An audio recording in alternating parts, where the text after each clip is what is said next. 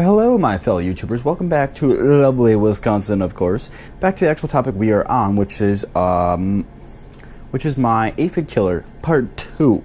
So last time I told you guys that, hey, I had aphids. I wanted to kill them. What's the best way to do it? Researched some stuff, and I think I found the best way to do it. But I'm pretty sure the aphids also got the best of my plants. So let's cover the spray again. So the spray was water, alcohol, and soap. It was 250 milliliters of water, 250 milliliters of isopropyl alcohol, around 70% is what I used, and then 2.5 tablespoons of Dawn dish soap.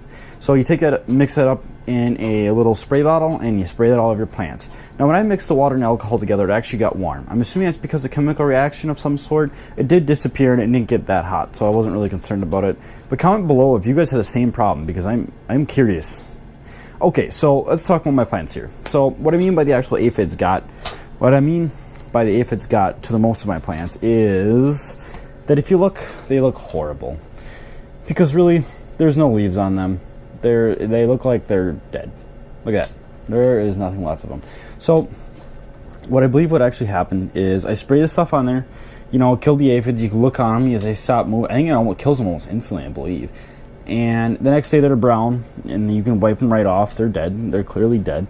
So it seemed like the aphids actually killed most of just the leaves on here. The plants don't seem dead.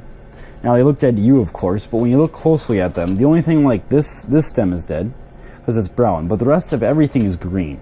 I'm assuming they'll grow back just like geraniums when you trim them down, and they're kind of woody hardstock, then they'll grow right back up, just like same with raspberries too. If you trim down the end of the year, they'll grow back right just as big as they were the next year. So I'm hoping that this will be the same thing. I'm not completely sure.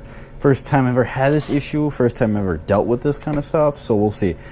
And the reason why I believe that they'll come back to life, not just because they're green, because some of these have little leaves. It's like a little leaf right there, we got a little leaf back there, and then we got some more leaves over here, here. Some of them don't have any leaves at all, which really concerns me. And I know for almost a fact that it wasn't the spray that killed my plants because, one, alcohol evaporates relatively quickly, so I doubt it would kill your plants. Second of all, water evaporates and it's good for your plants. And third, dish soap is relatively harmless, but there's not that much of it considering it's diluted with the alcohol and the water. And I think it was just the aphids that really just tore my plants apart. And another reason to back this up is because I sprayed on my houseplants here and they didn't even flinch. They're green as can be. I got a little house vine over here, sprayed it on there, didn't do anything, nor did my aphids actually attack that plant. I got spider plants all right next to it. I got spider plants, jade tree, cactus succulents, stuff like that, and these are all A-okay. Nothing, no leaves are dying, no nothing. There's no aphids on these plants either. There never was to begin with. So, yeah, it just seemed like my aphids really it was really bad, though, I have to say. They were covering my leaves. So what most of the aphids did, or what the aphids did to my leaves, is what they made them wilt. As you can see back here, we'll zoom back here, it just made them wilt all like this, and then they just pop right off. So I'm not really sure why or what aphids do, but they definitely damage your plants. So if you see an aphid, act fast and get rid of them because they multiply very, very quickly and they will destroy your entire crop, if not tended to like almost immediately. So that's one of the quickest recipes I found and one of the most effective. Comment below if you guys tried this or how it worked or what you guys thought of this.